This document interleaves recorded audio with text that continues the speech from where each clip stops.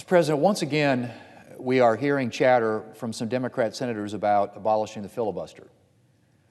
I had hoped we would move on from such talk after multiple Democrat senators pledged to uphold the filibuster, but apparently not. Apparently, some Democrats think that they can pressure or bully those senators and other Democrat senators who've expressed reservations into going back on their word. Mr. President, let me quote a former senator on attempts to change filibuster rules in the Senate.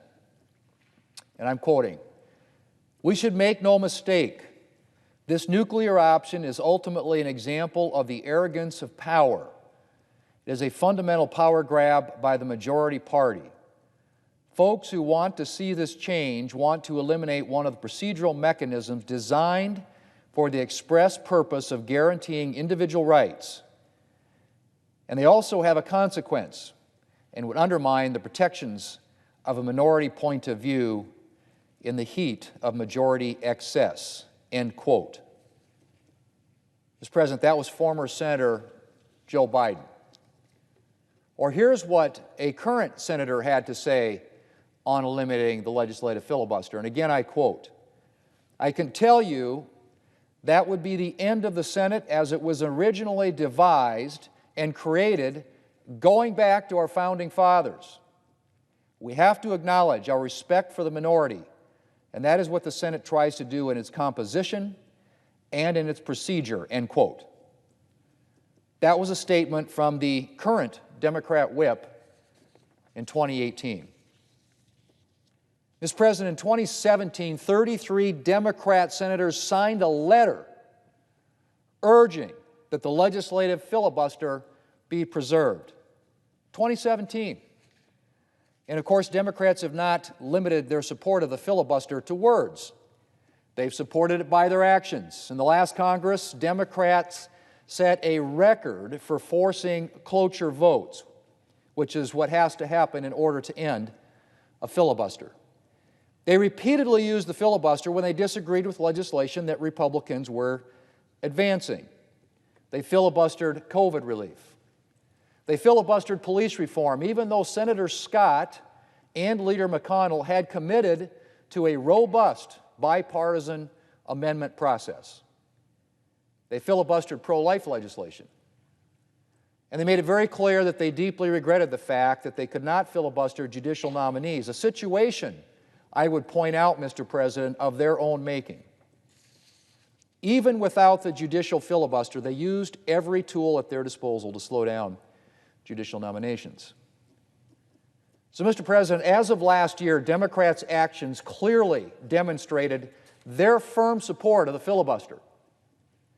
But now that they've actually taken power here in Washington, albeit by the slimmest possible majority, they're pushing to get rid of it.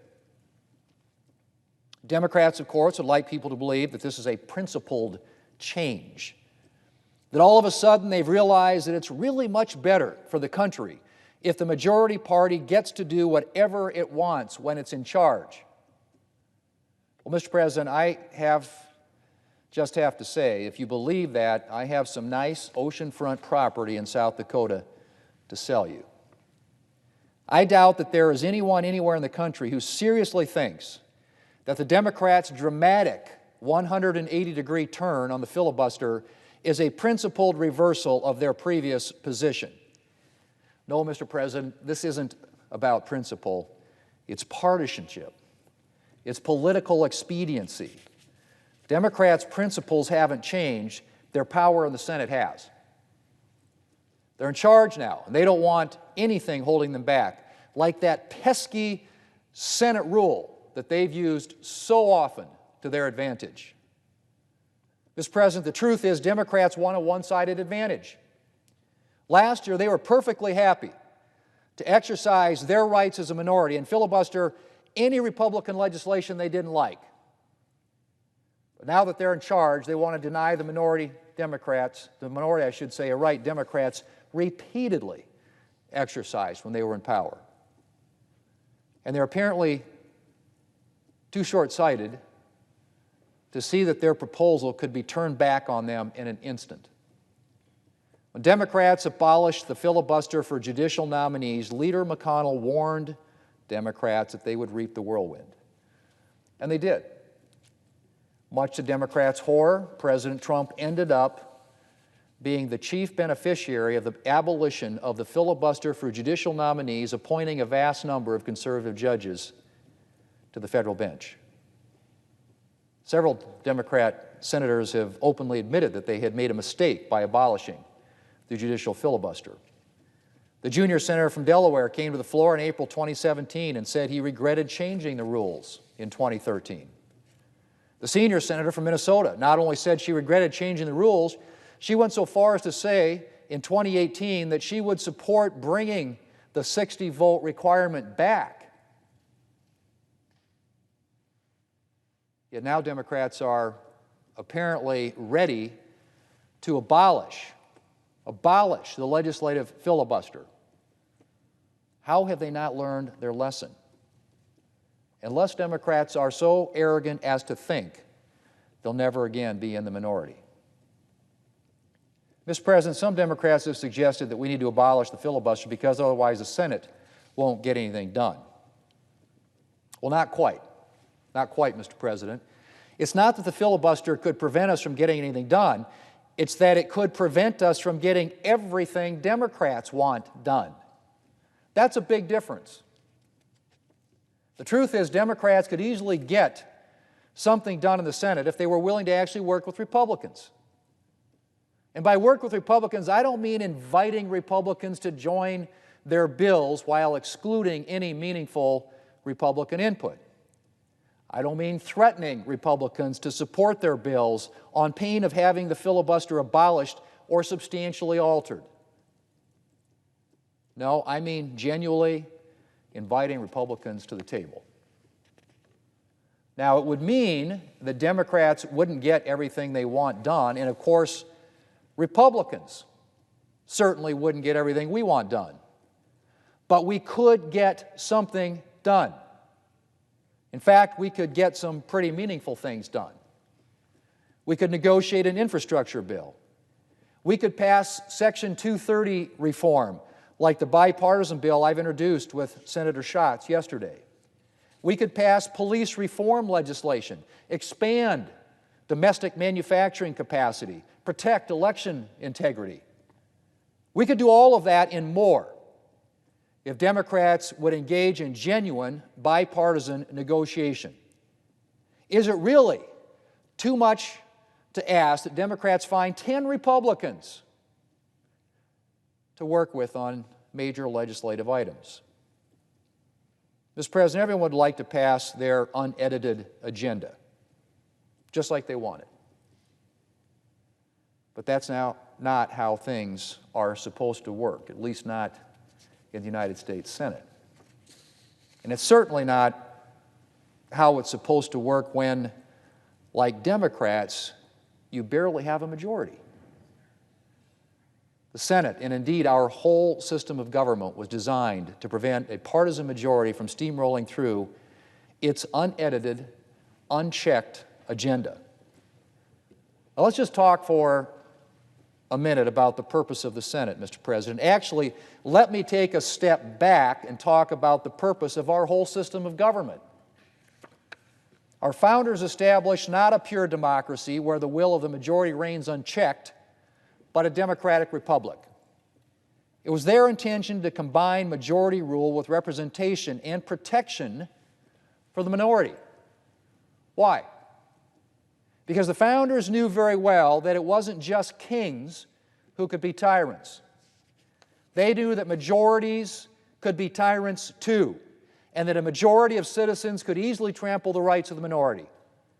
So they put safeguards in place throughout our government, checks and balances to keep the government in check and ensure that minority as well as the majority rights were protected. And Mr. President, one of those safeguards was the United States Senate. Wary of, to quote Federalist 62, and I quote, the propensity of all single and numerous assemblies to yield to the impulse of sudden and violent passions, end quote. The founders created the Senate as a check on the House of Representatives.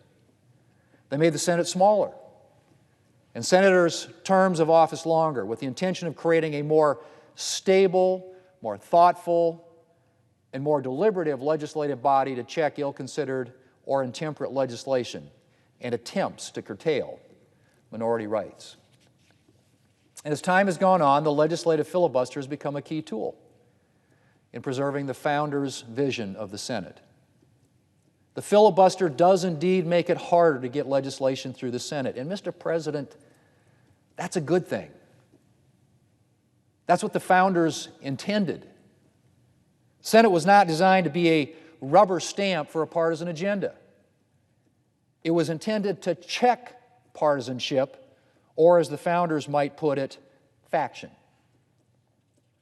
Now, Mr. President, does the filibuster sometimes stop good legislation from getting passed? Of course it does.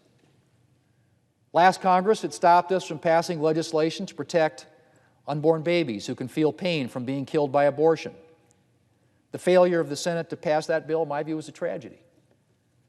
But just as you don't abolish the burden of proof in criminal cases just because some criminals sometimes escape justice for a lack of evidence, you don't permanently remove protections for minority rights because you might be able to force through a good piece of legislation.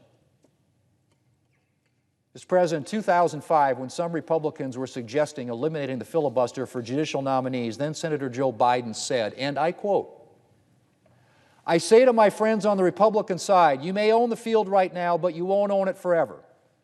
I pray God, when the Democrats take back control, we don't make the kind of naked power grab you are doing." End quote. Fortunately, Mr. President, in 2005, Republicans didn't take that step.